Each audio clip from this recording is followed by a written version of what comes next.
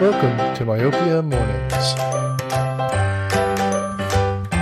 Hi everyone, and welcome to our newest spin-off. Mission Briefing is winding down, of course, and we will have a couple exclusive for Mission Briefing subscribers only episodes coming up, kind of wrapping up the series.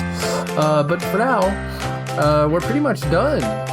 So we're starting a new spin-off based on an idea that Scott, regular contributor and webmaster, has been pitching for, since the beginning, but in honor of the beginning of our third season, we thought it'd be fun, fourth season, we thought it'd be fun to try now. Myopia Mornings will be it's an attempt to talk about some of the favorite TV shows we've had growing up, and it will, it will give us an opportunity to talk about those little things that, aren't, movie length, but we still kind of sculpted our childhoods. As you can imagine, we won't be doing the entirety of the show, but we will pick a few select episodes, and in our first episode here, we will get into it a little bit, how we chose the episodes, and what we attempt to do with the show. So please enjoy. I don't usually have to do this, but I have a quick plug, actually. The comedy group that is a movie riffing group that I'm a part of called Cineprov has a show August 4th at the Plaza Theater in Atlanta on Ponce at 7:45 on August 4th, 7:45, August 4th. They're doing the kind of 70s art film, Zardoz, starring Sean Connery. I'm helping kind of write, for lack of a better term, this episode. I won't be in it, but I will be in the September episode, so stay tuned for that. Hope to see you there. Find me, I'll be in the audience. But yeah, so please go enjoy Zardoz.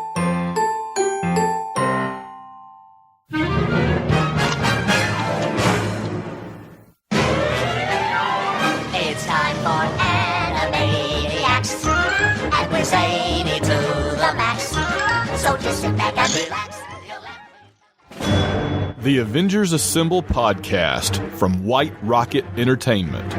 Creator and fan interviews and discussion about Marvel's Avengers comics, movies, and everything else. From Van Allen Plexico and the Jarvis heads of AvengersAssemble.net, creators of the best-selling Assembled books and the most fanatical Avengers fans on the face of the earth. Together, slappy wax them with their purse. Buttons chases Mindy while Rita sings a verse. All right, guys, welcome to Myopia. This is a spin-off series that we're doing called, well, we're not sure yet. We'll figure that out. But it's Myopia more in the afternoon TV style. So on panel today, we have Scott and Aaron. So Scott and I had this idea. Actually, Scott bothered me about this idea for the last 2.5 seasons. Hey, Nick, when are we going to do TV shows instead of just movies? Yep. Yeah. Good addition. So that's what this is. What we're going to do is we're going to take a TV show each episode. And it's going to be a regular spinoff now, not unlike Bond was. But new for season 4, once a month, we're going to do an episode of Myopia as a TV format. And so we're going to take a show. We're going to pick a couple episodes, and then we're going to see kind of not just the standard question, does the show hold up, but more of, is this a show you'd still watch as a kid? Is it still something you should, or is the whole nostalgia for it dead? Did we ruin, not unlike the movies that we do each time? Yeah, exactly. And I mean, just like the movies, is this something that you're excited to watch again? Or, with TV shows, you've got a lot more content, so we're going to watch probably an hour or 2 hours worth of episodes for each show, and then kind of get into, is it worth the other 20 hours? Like, do you really want to spend the time on it again? Or do you want to stick your own little ones down in front of it? Yeah, would you subject your child to our childhood nonsense, which I think is perfect for this format. Well, and of course, I'm sure right now you have thousands of shows running through your head, and feel free,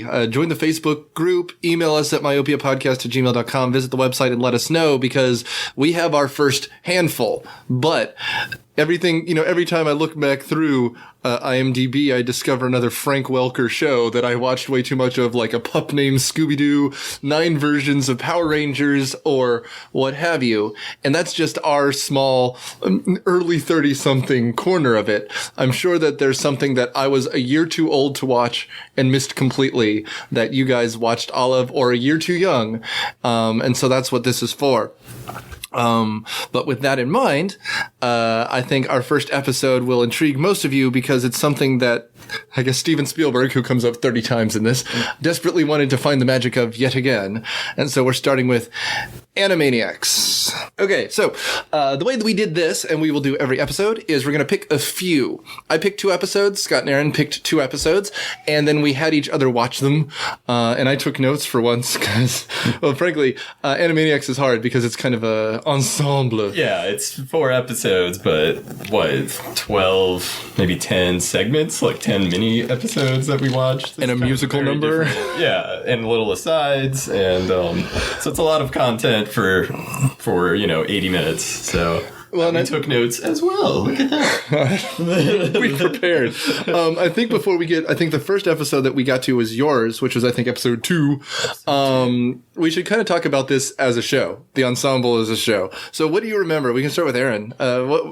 I've got a thing for jingles. And since in the opening jingle of this song, they talk about every single character, I actually had some memories of every single character that comes up in this show. And there are a lot of them.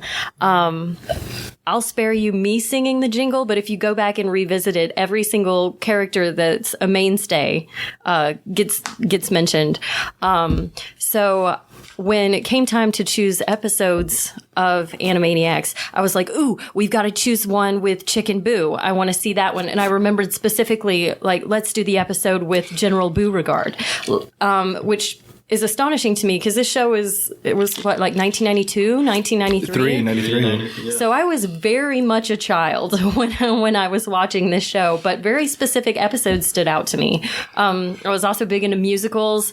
I was like that nerdy theater kid. A lot of musicals are covered in this. It has so many history and film references. I was really excited actually to visit this one. Well, and I remember this was a show I wanted to watch when I was a kid, and it was much harder to find. For whatever reason, like Ren and Stimpy, you could find easily. Like, they came out with the DVDs pretty quick. But this one, like, they didn't have DVDs right away, and so it was kind of hard to find. And a lot of the kids' WB shows still aren't out, like Hysteria, which we might get to, and even the Pinky and the Brain spinoff, which came like halfway through this show. Like, they released the first season, then like nothing else for a while. Because Aaron owns that. Yeah. That's also a good spinoff. What about you, Scotty Boy? What do you remember? Yeah, for me, I remembered the theme song almost like perfectly, especially "Baloney in Our Slacks." Ooh, yes.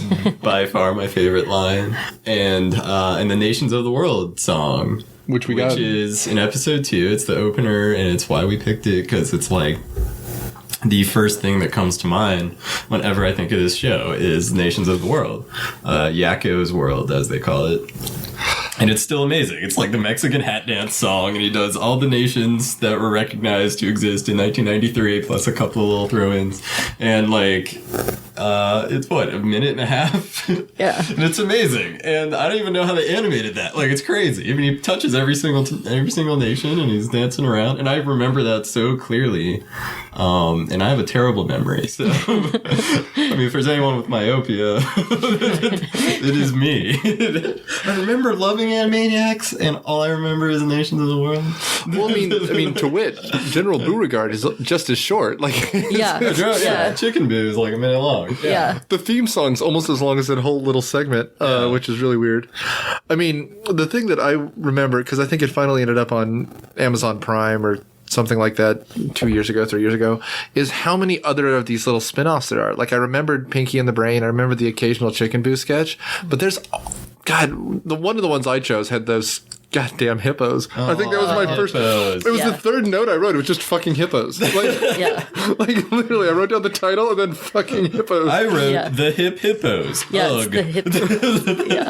That was, and you're right. Everything had its own little like. That's like a 10-minute segment. Oh, it's the whole episode other than the opening bit, which is incredibly worth watching, and then the rest of it is completely garbage. There's Minerva Mink and like Katie Kaboom and all this stuff, and frankly, the Goodfellas ended up in 2 of our episodes, and they're almost unwatchable. They're okay. To me, it's the Good Feathers as they're called. I mean, it's just Goodfellas. I mean, there's a Ray Liotta, there's a Joe Pesci, and there's Robert De Niro, and they're really obvious about who's who, and they even do the narration and everything. So to me, that's like enjoyable just as like a reference, and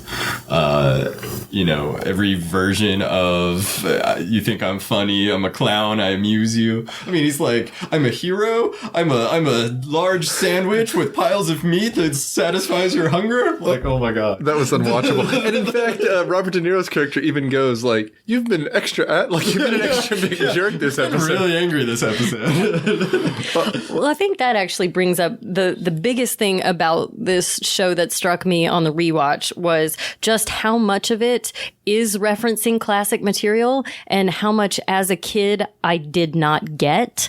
So I actually ended up asking Scott about halfway through our watch, how much of this would actually hold our attention, in that you don't get most of the references. And now on rewatch, the most enjoyable part that I found was the references, because frankly, some of the sketches, the way that the episodes are broken down, some of them have basically 2 sketches and some of the episodes have 3 and or possibly 4 sketches. And I found the ones with more sketches much easier to watch, because if there was a sketch in there that you didn't like, it was over quicker and the pacing was better. The pacing on the episodes that only had like 2 sketches, if you didn't like one of them, you're stuck there for a solid 10 to 12 minutes. Yeah, I mean, that hippos, like we were saying, that hippo sketch is 9 or 10 minutes long. Unwatchable. And none of it is watchable. Like, I couldn't even figure out what I would have liked about that sketch as a kid. I mean, is that the one that started with like the Apocalypse Now reference? No, that was a different really one. good. The hippos were in the jungle with like Jane Goodall watching them. Right. They decide to move to the big city. Oh, yeah. And it's got like realty jokes. The only thing that's like kid funny is like the physical comedy, like when she gets crushed to death. Oh yeah, she does die a lot. But I mean, that's it. Yeah, it's stupid. But I mean, the 2 episodes that Nick picked here were like straight up movie homages and parodies, with the Seventh Seal, and a little bit of Persona, a lot of Ingmar Bergman going on, and then Apocalypse Now and The Birds.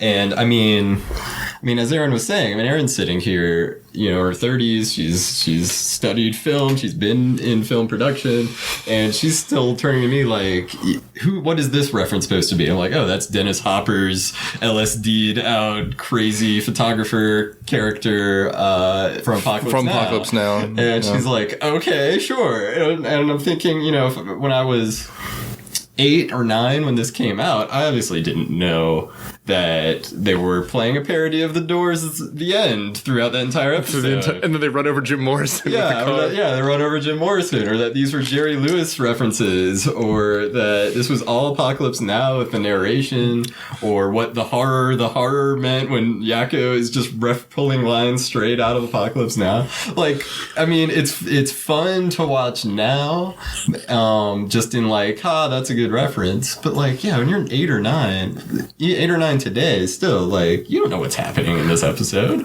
Well, I mean, and to point, first of all, the Animaniacs are generally the best part of these episodes, right? Because even these parodies, like... Yeah, them and Pinky and the Brain. And Pinky and the Brain is the one most solid spin-off. Well, and that's why they spun it off, because they're like, we can do something else with it. But I mean, the Goodfellas made no sense to me, because Goodfellas came out, what, 2 years before, a year before? Like 92, 91? 90. And it's barely for me as an adult, like for a kid. It's like the Pulp Fiction joke in the middle of Space Jam where they you know, a lot of this kids stuff, as we've seen, you know, rewatching it, they got to throw in something for the adults. At least when you're taking them to the movies, the adults have to be there. I mean, someone's got to take you there. But if you can park your kid in front of the TV and at 3 o'clock and they're watching Animaniacs and it's like 10 minutes of Apocalypse Now, I mean, or The Seventh Seal, I mean... But no parents saw The Seventh Seal. Right, yeah. No one listening right now has seen it except for like film school guy. I did. Who's like... Google it. Yeah. But, you know, like, parent doesn't need to watch the show with the kid. They're not captive to the show here. They can be in the kitchen and they can be Which reading begs a the newspaper. question, who was this written for? Yeah, The writers. yeah. Right, yes. Well, I mean, but that's what it is. It reminds me a lot of old Looney Tunes bit where they would write themselves into classic, like, Universal horror movies or whatever, right? Like, that's what it is, right? That's what they also did in Tiny Toon Adventures, where they just kind of slotted themselves into classic movies that no one else had seen. Yeah. Well, I mean, and then we can kind of go through, we should go through some of these things that you guys actually decided to do. So the first two, the first one was yours, and it's got kind of some classic Animaniacs bits in it, right? So we have the Nations of the World, in which they included, made a note of it, you texted me one, but they made a note of mentioning both Palestine and Puerto Rico as nations, which is great. And I was like, how many of these countries changed it? A lot of them changed. Oh yeah, I'm sure if you wrote down all of Africa while he's spending half the time on Africa, you'd be like, oh, a lot of those countries don't exist, or different names, or the Balkans, right? All those countries like Yugoslavia. I'm like, not anymore. yeah. Rob Paulson has a podcast, and him and Maurice LaMarche and all them are on it occasionally, and he can still do the Nations of the World song, and he'll do it in the voice. Because, you know, like you said, kids always want him to go like, can you do the song? And he's like, yeah. But then Cookies for Einstein, which is worth mentioning, because it's kind of like all of their bits. Yeah. Well, I mean, Cookies for Einstein makes no sense. You know, they're selling Girl Scout cookies in Switzerland for some reason, the Warner brothers and the sister Dot. They get to objectify someone. But I mean, it kind of is the second episode, and this jumps right into a lot of thing that they do a lot, is they just did a geography lesson. Here's all the countries of the world. Then they did, you know, the title Cookies for Einstein, and it says burn Switzerland. And then here's like 5 facts about Switzerland.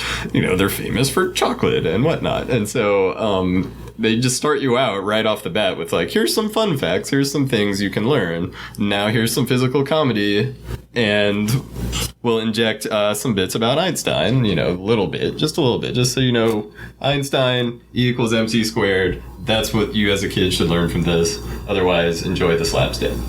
And they kind of do that a lot. They'll bring in historical figures or bring in different nations and try to give you a couple of facts and a little something so that you as an adult watching it can go, yeah, I'm cool with my kid watching this because they're learning something.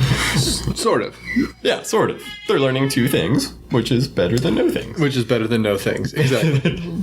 I don't know. I mean, and it's kind of neat because that is the format of the show. Like, I think I was flipping through, like you said, the Wikipedia descriptions of the episodes, and like, they harass Beethoven, they harass Picasso, they harass Van Gogh, they harass... It's all of them. Yeah. And that's what it is. Yeah. I did like about this episode that they actually open with the story of the Warners, which you kind of get just from the opening credits that they do on every episode, but they actually have a little, I don't know if it's like a 2-minute bit that they run on the first couple of episodes to explain where Yakko, Wacko, and Dot came from. And they do it newsreel style. Yeah, old school 40s. newsreel style.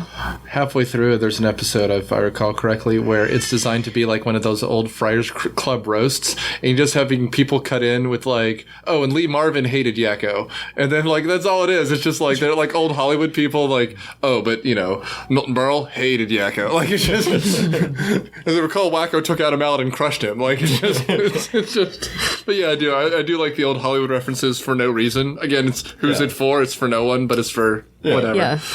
But we should go through some of these. This is also our Pinky and the Brain one. We have a Pinky and the Brain bit. Yep, it's the first Pinky and the Brain sketch.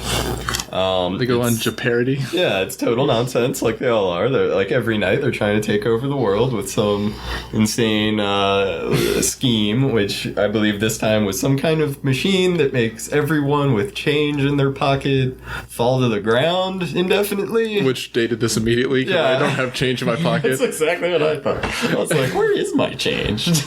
Well, and under my car seat or something. And it's to make an infundibulator. I wrote that word out. Infundibulator. And Pinky's question is, what if people take their pants off? Yeah. And Bray's like, well, we should work quickly then. Yeah. Again, it's an honest laugh. I also wrote down here, is Brain our friend Matt? Because he goes, I'm not immune to humor. Anyway, and then he essentially just ends on Jeopardy, where he loses because he doesn't understand the honeymooners, which is Ralph Cramden.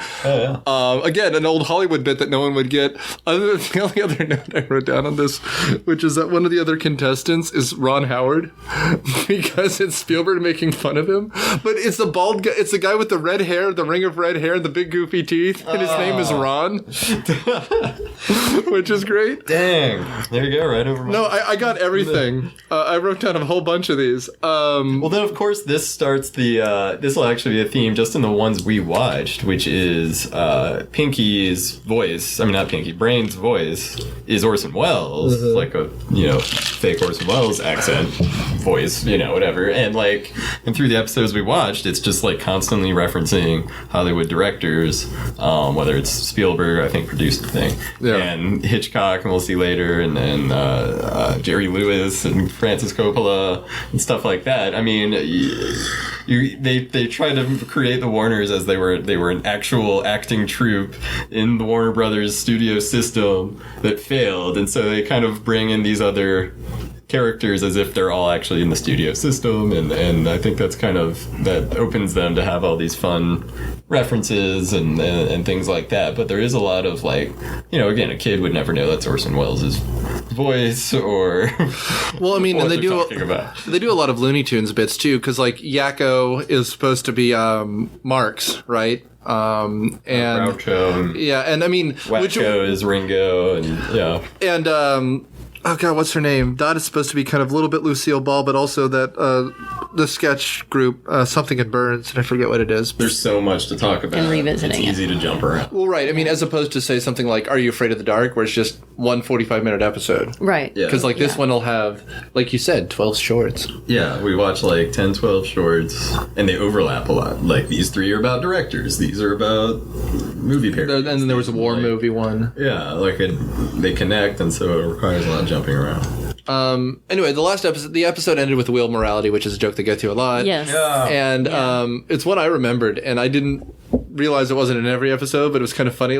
They must have had a wall of bits, and then they filmed a bunch of them, and then they just assembled it into the full-length episode, which is why sometimes there's songs, sometimes there aren't. They even make the joke in the theme song about that, which is that they're pay for play, which means there's just a cast of people, and whenever they pay them for their episodes, and that's kind of it. Frank Welker must be everything, because he's Chicken Boo making the clucks, and he's also the dog in Rita and Runt, and he's just, my God, he makes animal noises for a living. He literally is made out of gold. At this point, he will live forever. Oh man. Anyway, the next episode is the one I chose, the Meatballs episodes, which is, we already referred to, the Ingmar Bergman.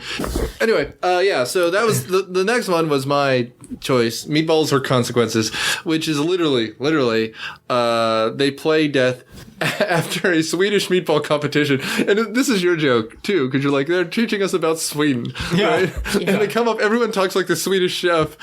And the guy's rubbing... It literally says, Sweden, home to meatballs and Volvos. That's it. They're you're done. And the guy, they're just Wacko's having a meatball eating contest with this guy, Swedish meatballs, of course. And his buddy is rubbing his shoulder, and he goes, you can't lose men, quote, gotta help the wife. Or no, he goes, I bet my Volvo on you. Yeah. Yeah. And then when death shows up because Wacko eats too many meatballs and literally dies, he goes, this one guy goes, "Gotta help my wife export some iron ore." Yeah. That's away. There you go. Yeah. Learn your facts. Yeah. The two things. Yeah. And Death has an hourglass which breaks at one point, and we see the sands of time, and Dot goes, "How Spielbergian." And that was it. That was a cut. That was just a line. Oh, man. Yeah. And then, of course, Death has a very strong Swedish accent. He does. He sounds like a Swedish chef parody. Yep. And then they don't know chess. Chess is... Okay, we'll post this to the Instagram and the Facebook and all that crap, but you've got to see this because they do the talking in profile that Ingmar Bergman's known for. And if you haven't seen it, Seven Seal is an incredible film. I watched it on my own. I was a film minor. And it's a guy coming back from the Crusades, and he has the plague with him, and he's spreading the plague to everyone, so he's playing death and chess, right? Like, it's his moral battle, knowing that you can't beat death. Like, that's the whole thing. And the Warner Brothers cheat death. They literally cheat death by cheating at checkers, and they win the day, which is great. Yeah. It's honestly, I was laughing loud enough to bother my wife. I mean, it has moments that flood back to you. Like, it has the very Swedish art movie, art film scenes where, Yakko right in the front of the frame is just, are we dead or is this Ohio? Yeah. And then when they win, Dot goes, you put up a heck of a fight for the literary personification of non-being. Yes. Which I just was like, my God. Which is why I enjoyed this so much.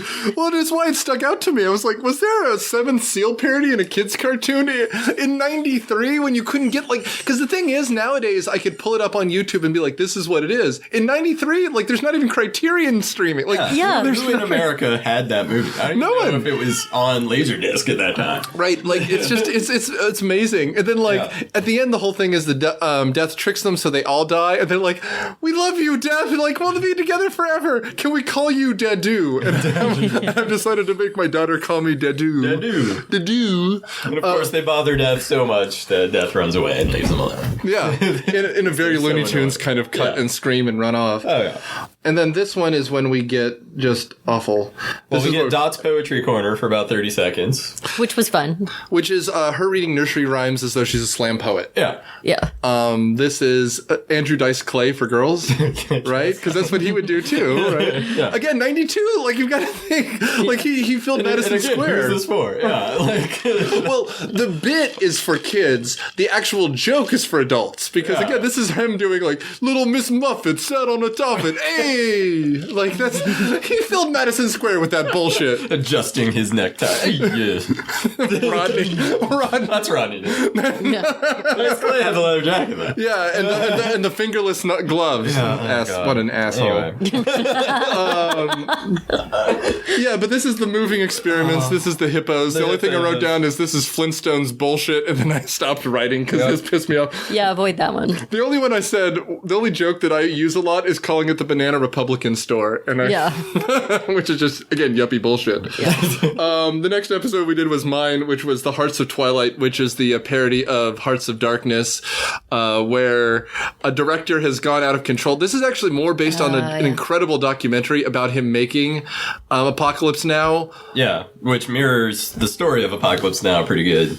Yeah. I mean, they were out in the jungle. They were all going crazy. Dennis Hopper was on LSD. Like, they were all in Marlon Brando. I mean, really did start, like, thinking of himself as a cult leader. Yeah, the heat was getting everybody, and it's really based on the documentary Heart of Darkness about Coppola going off the reservation, and we said we had a better conversation about that already. Well, I mean, and then the whole thing was like they're talking to the CEO, who's a very regular character as well, Mr. Plotz, because he's advancing the plot. And that's it. Yeah. And the accountants go, he's over budget. We sent 5 accountants and they haven't come back. They've disappeared. And the guy leans in and goes, isn't that spooky? And then they cut away. And I'm just like, yeah, this is right. They're telling us. They're projecting everything. Oh yeah. And they do it. They do it so well. Like, we hit on it earlier. They do all the Apocalypse Now. It starts with, this is the beginning of our story. Like, and I pause it. And I'm like, this is they're doing the Doors. And because that scene is incredible. It's Harrison Ford comes in, gives them the exact same kind of mission, right, in Apocalypse Now. Yeah. And then all of a sudden you cut to this kind of really weird scene where he's traveling through the desert. And as the narration, as Martin Sheen's like real sour narration, and Yakko's doing it just like totally dark, and he's throwing in little quotes, and the one I wrote down that I really liked was they were clearly going through all the different rides and stuff at Universal Studios instead of WB, and he goes, and we saw such horror. Oh, the horror. And it's the ticket prices for the Universal Studios. And it was only tour. 20 cents. It was like $29. No, I wrote that down too. By the way, did you catch the movie that they were making? I don't think I did. The movie is called The Wretched Clown, which is The Day the Clown Cried, which is that movie that is never going to be released ever, ever, ever. That Well, there you go. yeah, right. You know this one, The right? director turns out to be Jerry Lewis. Jerry Lewis, exactly. So they got to do all this Jerry Lewis referencing. And he's even filmed in shadow like Apocalypse Yeah, Now. it starts just like Marlon Brando. Like, Oh, he's but trying that's to tell a little story about like a little animal or something, and then it goes right into full Nutty Professor mode, even like both sides of the Nutty Professor. It's amazing. It's total silly nonsense, and it's fun to watch and keep up with all the references. Like that I enjoyed with all the references. Well, it's like an airplane movie. Like it's phenomenal. It's Zucker Abrams. Fire, like catch as many references as you can and watch it again. And then I mean the only other bit to this was the birds, which is Boys. Goodfellow. Yeah. Which is I think they say you talking to me 50,000 times. Yep, every version of that possible. Hitchcock is actually Hitchcock in this one. Yeah. And he says good evening every single time he talks. Which is a reference to his TV show, Yep. Alfred Hitchcock Presents. Yep. Which is how the episode opens. Which is huge guy. He sits on them. It's a lot of fat jokes. Yep, fat jokes. And his assistant is Norman. If you caught that, he looks like Norman Bates, and his assistant is Norman. And I mean, the thing that I didn't appreciate as a kid that I appreciate now much more watching classic cinema is how good they do the parodies of people. We'll get to your General Beauregard episode, but they do a really good Rhett Butler, who's playing for the Union side instead of he's on the Confederates. Union side this time. That one does chip away a little bit at your historical accuracy, but we'll get there. But the birds is my favorite bit. My favorite stupid joke is the guy who's playing the Goodfellas feathers end up being stunt doubles. Okay. Yeah. But the stunt double for someone who's doing a parody of Jack Nicholson, Yeah, okay. which was good. We spent about half that episode being like, who are they parodying here? And I'm like, there's a point where it seems like Jack Nicholson, and then Aaron There's was a like, point where it's like Christian Slater yeah. in his conspiratorial But to be role. fair, The critic Christian made a great Slater. joke about this, by the way. The critic did a total Jack Nicholson, Christian Slater, can you tell them apart movie that stinks. Well, they did A Few Good Men, where it was, instead of Tom Cruise, it was Christian Slater, and they're just doing the parodies of each other. It's like, you sound like me, you look like me, you're trying to steal my career, but I'm going to outlive you, you asshole. Like, it's kind of like that, right? Yeah. Christian Slater still sounds like Jack Nicholson, and when he's doing his Archer character, Slater, Yep. he has no career left. No, he's a Mr. Robot. He's doing fine. Yeah, he's fine, okay. Anyway, yeah. Well, I guess we can go to the last episode we watched, which is one of yours. Themed. Dodo Boys. Another good feathers catch. Yeah. Yep, Good Feathers, like we were saying. We weren't saying. Well, the Good Feathers doing messenger pigeons in World War I, I think. Yeah. And I wrote two comments here. Messenger cats, because the very British general, who's essentially doing Blackadder, right? oh, okay. Blackadder is a Mr. Bean, not Mr. Bean, it's Rowan Atkinson, but each season is a different generation. And so you start out in the medieval period, and you go all the way, the last season is World War I, and you have this very British general who's obsessed with staying clean. Again, it's very inside baseball. But my second, and he's like, I hate birds, cats are much cleaner, we should get cats messenger cats. Messenger cats. My second note is fuck Joe Pesci. I wrote endless Joe Pesci "Do I Amuse You" references For kids who don't get it. and then we mentioned it before, but you've been in a bad mood this entire time. Which honestly was Robert De Niro bird had just had it by that point. It's Robert like, De good Niro Lord, bird. man. But yeah, they end up wanting to be war heroes, but it doesn't matter because they missed the battle. And they do dumb airplane style jokes, like when they finally get their message to the other encampment, it's they get the message to the two generals, Girls General Store and general admission. Yeah. Right, which is great. Yeah. I mean, it's ridiculous. But those are jokes that I could get as a kid that are still kind of funny. Yeah, right? yeah. The next one, I'm convinced is a conspiracy. Okay, the next one, they end up joining the military. Yeah, and the reason Wacko, Yakko, and Dot accidentally join the military and go through boot camp. Yeah. They get on the wrong bus to summer camp, and they end up signing. But the reason I think this is weird is there's also 2 Stupid Dogs and a Ren and Stimpy, and I believe, and there's even a Rugrats. Like, everyone was joining the military, and I didn't know it was such a trope, but everyone does it in the early 90s. Maybe it's a Desert Storm thing. I don't know. Thing. Yeah. But anyway, it's just weird. Well, I do feel like they get political sometimes. Like, even just in the country song, like mentioning Palestine as a country, I feel like that's like a slightly political move. Same with Puerto Rico. They were trying to get statehood at the time. Yeah, yeah. So I do feel like they stick a little bit in there just to see if you're, I guess, as an adult, because as a kid you totally don't get it, but as an adult, if you're paying attention. So yeah, I definitely would think that a joining the army kind of thing at this time had that overtone for sure. Yeah. So, like, this episode is good. This is one of the Animaniacs bits, and like you said, there's kind of little political jokes here or there. They sign up for the military. They don't want to join the military. They're forced to join the military anyway. There are a bunch of Vietnam rejects, guys with huge beards and long hair, right? Yeah. And so the first scene we see them is getting their hair cut. Yakko does it fine, but Wacko has the hair that doesn't cut, right? He keeps painting it back on. Yeah. He has his hat. It's the only scene we've seen without a hat. The first guy, though, again, it's an animation joke because I'm this guy, but the first person that's in the chair that Wacko ends up in is Private Snafu, who is a World War II propaganda tool, and he was always the one to tell you to buy war bonds in Looney Tune bits. That's why it looks so, like, the way you can tell is that they have a very specific animation style, then all of a sudden there'll be someone who looks like a Looney Tune bit, and I bet you like... Aaron remarked that it looked like Elmer looks like Elmer Fudd. Yeah. And so you could tell it was certainly an homage to a different animation style. But you should look it up, because Private Snafu, there's like a bunch of them on YouTube, but like it'll be like, don't pick up Japanese prostitutes, and like so he'll go off and then he'll get a VD. By like American. Right. And I don't know if you noticed this, the barber was Floyd the Barber from the Andy Griffith Show. I saw that too. And he even had the voice. Yeah. And it references Opie. Yes, he does. Another little attack of Ron Howard. But it was for you. You were right. You caught it before I did, because I didn't get it until he said Opie. And then I was like, I should have got Then that all one. comes flooding back. We were like, oh my god, that was Floyd the whole time. It's the voice, even looked like him and everything. But other than that, I don't feel like I remember much from this segment. No, I mean, I didn't write down anything besides Floyd the Barber and one line that the drill instructor said where they're all over him, the Warners, and he goes, "What? Get off of me, you what are you anyway?" Yeah. And Dot says, "Infested with fleas." And I actually laughed out loud. the only joke I wrote down is like, we're trying to make you agents of total destruction. He goes, we don't want to be mailmen, we want real jobs. Yeah.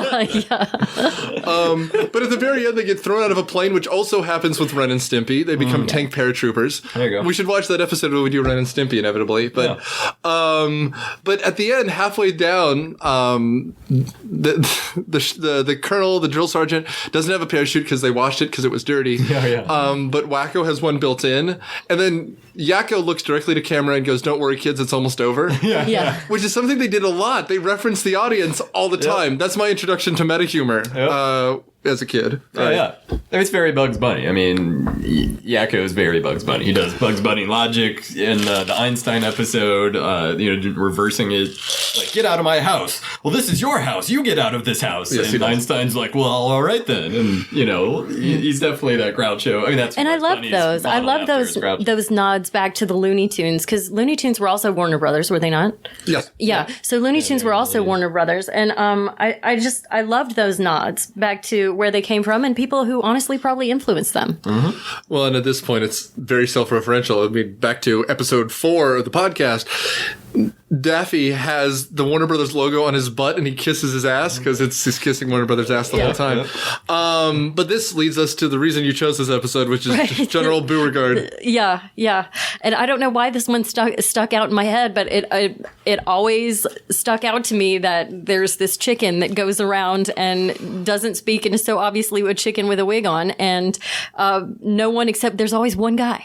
There's always one guy who's like, he's a chicken, when everybody else is, falling down and worshiping whatever hero that he's supposed to represent. It, for some reason, always stuck with me. And then I guess lately I kind of realized I feel like the Trump presidency is sort of like a Chicken Boo episode. So I've been thinking about Chicken Boo a lot. I've had Chicken Boo on the brain, I think. He's a chicken. So Well, and I mean, frankly, it was 93. I'll bet you it was a Clinton parody at first, right? Because, I mean, it's like well, the they've got Simpsons him in the episode. opening. They had him in the opening sequence. Arkansas, they reference him a bunch. Yeah. Well, I mean, again, it's Simpsons, so it's just walking around thrusting the whole time in the 90s, too. But yeah, okay, so he's a Confederate general, General Beauregard. Yep. And he is a legend who's supposed to save the day when everyone's starving to death, right? Yeah. And he rides up on his white horse as the hero, and he's a giant chicken. Yeah.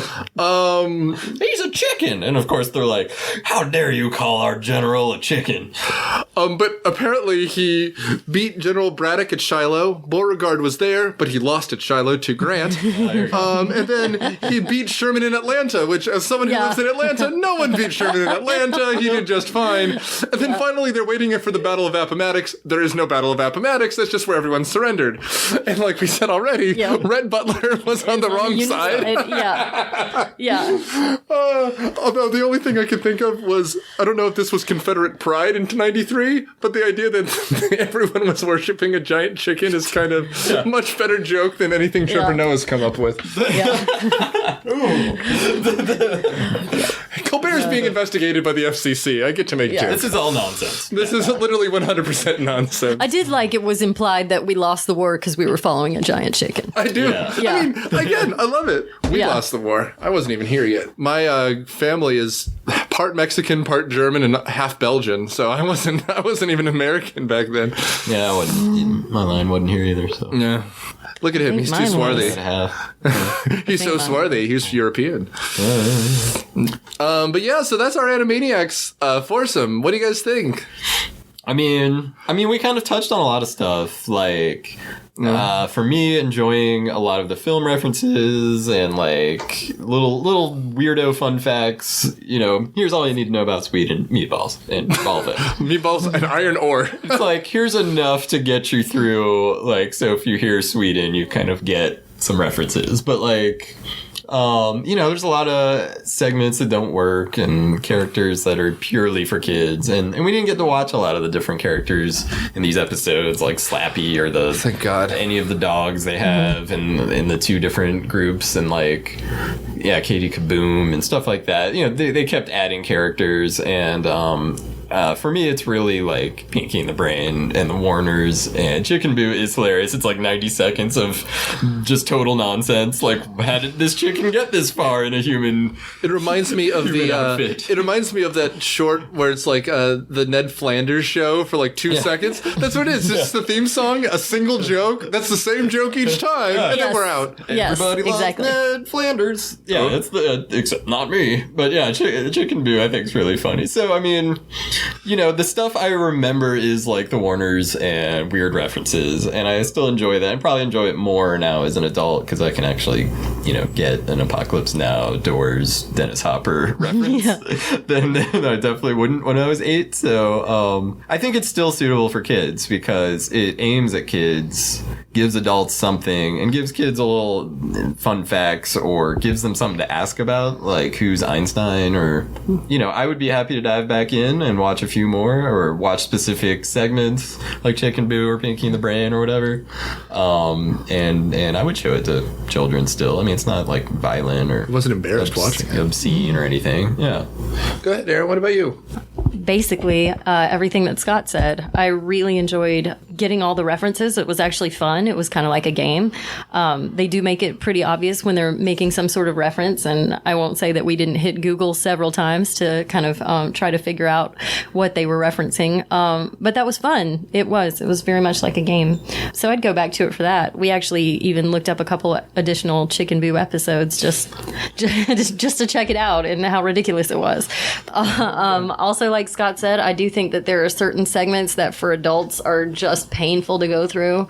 The hippos, even though we didn't watch them, the one with the little baby and the dog. Buttons and Mindy. Buttons and Mindy is basically a chase and be chased, like a Tom and Jerry or something like that. And I just don't really think that I enjoy going back to those. Or, even Rita and Runt, they sing a lot. Not really one that I'd revisit, but if there's an episode that has the Yakko, Wacko, and Dot, definitely Pinky and the Brain, which I really think those are the two strongest segments that you're going to find. Those are definitely worth checking out. Well, to just wrap it up, I love the show. There's not enough beans behind it or enough juice behind it, whatever you're going to say, to do what they did with The Simpsons. But I wish there was someone who would buy it out like The Simpsons, and you could sort by things, and you could just watch the Animaniacs short. I almost did one called King Yakko, excuse me, where it's all of duck soup in a single episode, which is hilarious. I saw it. It's great. I rewatched it already. But they did the hardest thing ever, which is take a comedy and make it funny on its own. It's really easy to make fun of bad movies or dramas and make them comedies. It's really hard to make a comedy funny in a different way. But to your point, like, I can't watch half this crap. It's really about, like, the only Rita and Runt one I like is they do all of Les Mis in kind of like a Sweeney Todd style, where someone's rounding up cats to turn them into meat for pies. But they sing, it's all as a musical, and it's 7.5 minutes long, and then they're out. Yeah. But it's the same joke each time. Like, every Rita and Runt, like, Rita's becomes worshipped, but she's going to be sacrificed, and Runt has to save her. Like, Mindy gets into scrapes. It's unwatchable. And I know Frank Welker needs to be paid for every dog bark, and that's half that show, but he could have laid off a little bit. And it's a shame, because once they get rid of Pinky and the Brain to have its spin-off, they just filled it in with even more crap. Yeah. However, the show is great. Tune in, because we'll get more of this. And please visit the website, join the Facebook group, and email us shows you want us to do, because eventually we'll need stuff, because my childhood memory is being slowly consumed by alcohol. But tune in next month when we do another afternoon special, when we make you wish you had cable from 1997, I guess. Thanks, guys. And now, the nations of the world, brought to you by Yakko Warner.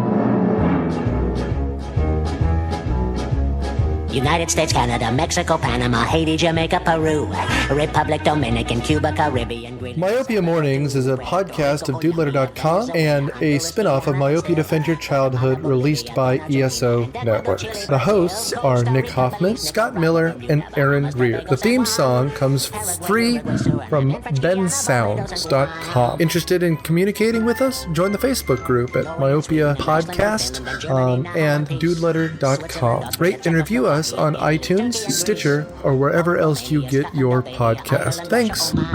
Bulgaria, Saudi Arabia, Hungary, Cyprus, Iraq, and Iran. They're serious.